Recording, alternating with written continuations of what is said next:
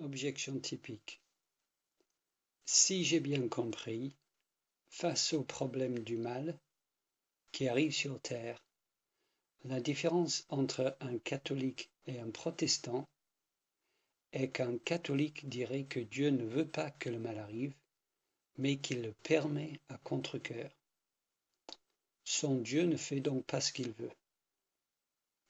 Mais toi, qui es protestant, tu dis que Dieu fait toujours ce qu'il veut. D'ailleurs, tu dis que c'est ça la définition d'être Dieu. Donc, face au mal qui arrive sur la terre, Dieu pourrait l'empêcher, mais ne le fait pas parce qu'il veut que le mal arrive. Ma réponse: oui, globalement c'est juste. C'est la position historique du protestantisme, même si beaucoup aujourd'hui l'ont abandonné pour retourner à la position catholique. Selon Luther et Calvin, si le mal arrive, c'est uniquement parce que Dieu le veut. Sinon, si Dieu ne voulait pas, le mal n'arriverait pas. Objection typique.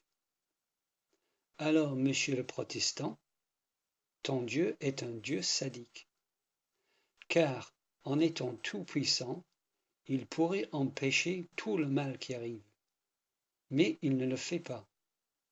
Au contraire, tu dis qu'il l'a décrété. Par exemple, prenons les attentats qui ont eu lieu à Paris. Tu ne dis pas simplement que Dieu les a autorisés, comme le catholique, qu'il les a permis, tu dis qu'il les a décrétés. Il les a écrits dans son projet. C'est-à-dire qu'il voulait que cela arrive. Donc, ton Dieu est un sadique. Ma réponse. Ma position, qui je crois est la position biblique, est que Dieu est éternel et donc la cause de toutes choses. Et qu'en effet, il a décrété depuis toujours tout ce que ses créatures feront et penseront et ne feront pas et ne penseront pas. Il est donc impossible de ne pas faire sa volonté. Réponse typique. Exactement. Donc c'est un sadique. C'est comme si Dieu avait écrit un film. Dieu a déjà écrit chaque nanoseconde du film. Il a déjà décidé ce que chaque personne fera et nous ne pouvons rien contre. Donc, cet univers n'est pas vraiment réel, puisque tout est déjà écrit d'avance. Ce qui arrive, ce que nous prenons pour la réalité, n'est pas la réalité. C'est une mascarade de réalité. C'est une illusion de réalité. Nous sommes les acteurs dans son film et le script est déjà écrit. Je crois que je fais ce que je veux, mais en réalité, je fais ce que lui, il veut.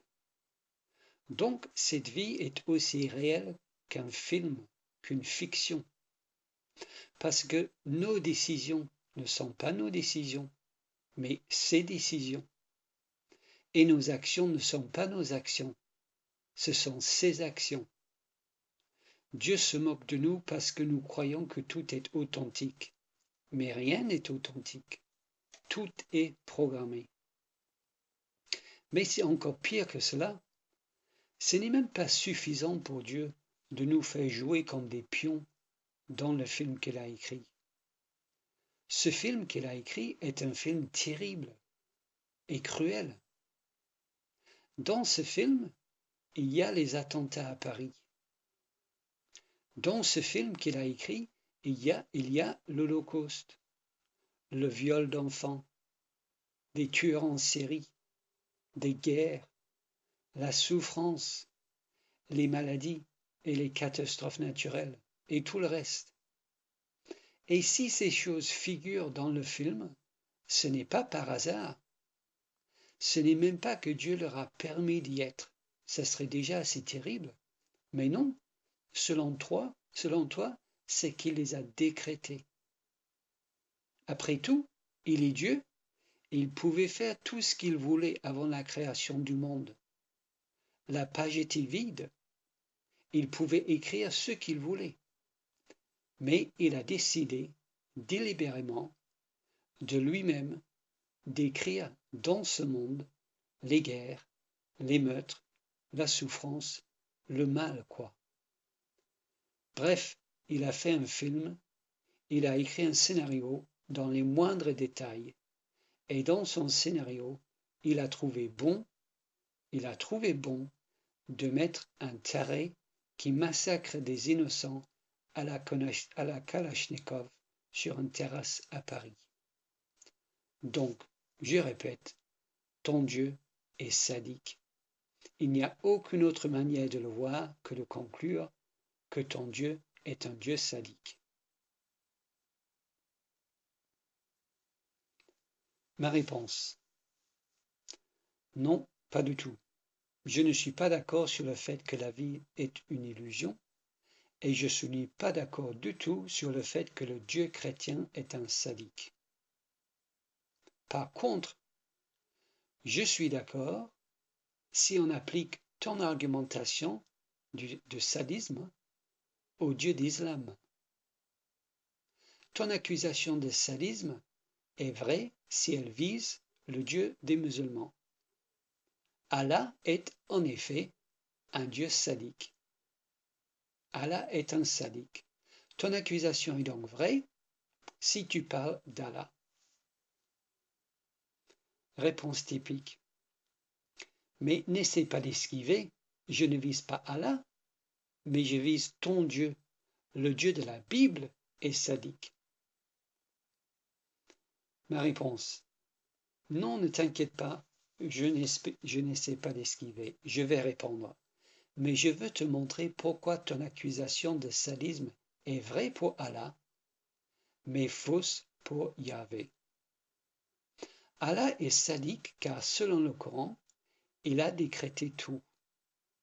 Et donc, il a décrété le terrorisme, l'Holocauste, le viol d'enfants, des tueurs en série, la guerre, la souffrance, les maladies, les catastrophes naturelles, etc. Il est là-haut et il regarde tout ce qu'il a fait et peut-être, en effet, ça l'amuse. Réponse typique. Mais c'est pareil pour ton Dieu. C'est exactement pareil pour ton Dieu. Ce que tu reproches à Allah, le Dieu des protestants fait pareil. Ma réponse: non, il y a une énorme différence entre Allah et mon Dieu. Tes deux accusations, que Dieu est sadique et que cette vie est une illusion, peuvent être dirigées vers Allah et non pas vers Yahvé, à cause d'une chose qui les sépare radicalement. L'incarnation du Fils de Dieu change tout. L'incarnation change tout. Car si ce monde est un film cruel, alors qui a souffert le plus dans ce film? Celui qui a souffert le plus dans ce monde est Jésus-Christ, car il a souffert de façon infinie. La seule personne à avoir vécu dans l'histoire du monde et à avoir enduré une souffrance non pas grande, mais infinie, est Jésus-Christ, Fils de Dieu, sur la croix. Étant Dieu, il a pu recevoir une souffrance infinie. La croix n'était pas un jeu pour Jésus, c'était bien réel. Il a souffert infiniment sur la croix. Donc il en résulte que le Dieu chrétien n'est pas un sadique, car c'est lui qui a souffert plus que tous les autres êtres humains réunis, car sa souffrance était infinie.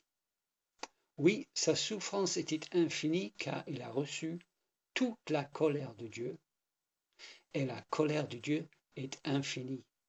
Donc, Jésus a souffert de façon infinie.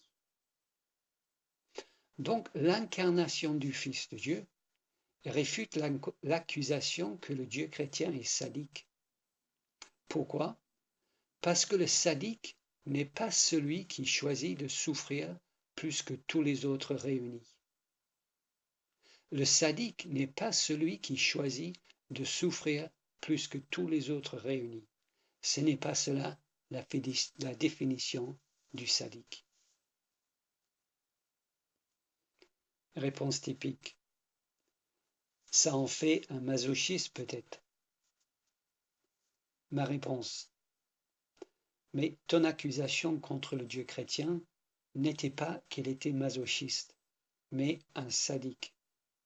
Et je t'ai prouvé qu'il n'était pas sadique, car il a choisi de souffrir plus que tous les autres êtres humains réunis. La preuve en est que maintenant tu l'accuses d'être le contraire d'un sadique. Réponse typique. C'était une blague. Mais ça ne prouve pas que tout n'est pas une illusion. Ça ne prouve pas que tout n'est pas une illusion. Si ton Dieu a tout décrété d'avance, et donc rien n'est spontané ou libre, alors cette vie n'est qu'une illusion. Tu crois que c'est toi qui agis librement, mais tes actions sont prédéterminées depuis toujours. Tu ne peux pas faire autrement. Tes actions ne sont pas les tiennes, elles sont celles que Dieu veut que tu fasses. C'est juste que tu penses qu'elles sont les tiennes. Donc cette vie est une illusion de réalité et donc une mascarade. Ma réponse. Faux. Dans la Bible, nous voyons que chaque détail de la mort de Jésus était décrété d'avance par Dieu. Chaque détail de la mort de Jésus a été décrété d'avance par Dieu. La trahison de Judas, les 30 pièces d'argent, la réaction des Juifs, la façon dont il est mort, le fait qu'il soit percé mais que ses jambes ne soient pas brisées. Chaque détail était prévu à l'avance. Judas se croyait libre en trahissant Jésus, mais il jouait le rôle dans les moindres détails que Dieu lui avait attribués depuis toujours. Mais malgré tout ça, la souffrance de Jésus était vraiment réelle. Même si tout a été décrété à l'avance par Dieu et que les choses ne pouvaient pas se passer autrement, et donc que Judas n'était pas libre de ne pas trahir Jésus, malgré cela, Jésus a vraiment été trahi par son ami. Jésus a vraiment souffert sur la croix. Et Jésus est vraiment mort sur la croix. Même si le soldat ne pouvait pas ne pas percer le côté de Jésus avec sa lance, Jésus a vraiment été percé. Et il l'a vraiment senti. Et il en a vraiment souffert.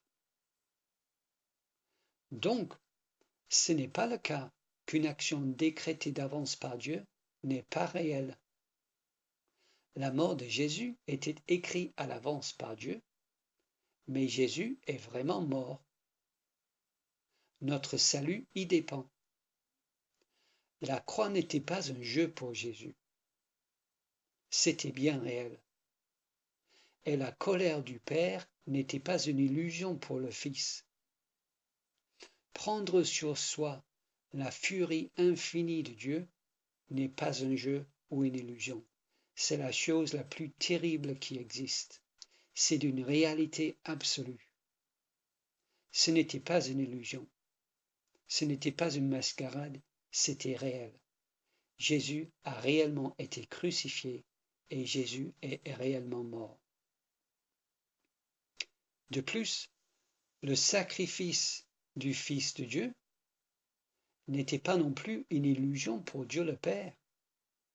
C'était une chose terrible pour le Père de verser sa coupe de colère infinie pour punir son Fils ainsi. Ce n'était pas une illusion, la colère de Dieu. Ce n'était pas une illusion pour le Père de sacrifier son Fils. Donc, l'incarnation du Fils de Dieu change tout. L'incarnation du Fils de Dieu définit le christianisme. Et l'incarnation du Fils de Dieu réfute l'idée que cette vie n'est qu'une illusion. L'incarnation du Fils de Dieu réfute l'idée que cette vie n'est qu'une illusion. Elle réfute aussi l'idée qu'une action décrétée ne peut pas être réelle. Et finalement, l'incarnation du Fils de Dieu réfute l'idée que Dieu est un sadique. L'incarnation du Fils de Dieu change tout. Un Dieu sadique et Jésus-Christ sont diamétralement opposés.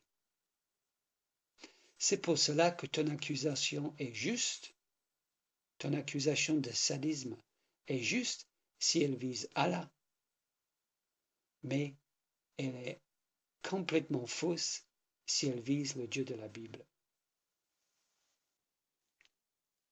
Réponse typique. Oui, mais tu sais quoi? Même si tout ce que tu disais était vrai, je ne suivrai jamais ton Dieu. En fait, ton Dieu, je le déteste. Ma réponse. Oui, je sais que tu le détestes. La Bible le dit. Mais tu sais ce que cela prouve? Ça prouve qu'au fond de toi, tu sais que Dieu existe. Parce que on ne déteste quelqu'un dont on est conscient de l'existence. Par exemple, tu ne détestes pas le Père Noël. Tu en es indifférent. Mais tu détestes le Dieu de la Bible avec force parce que tu sais qu'il existe.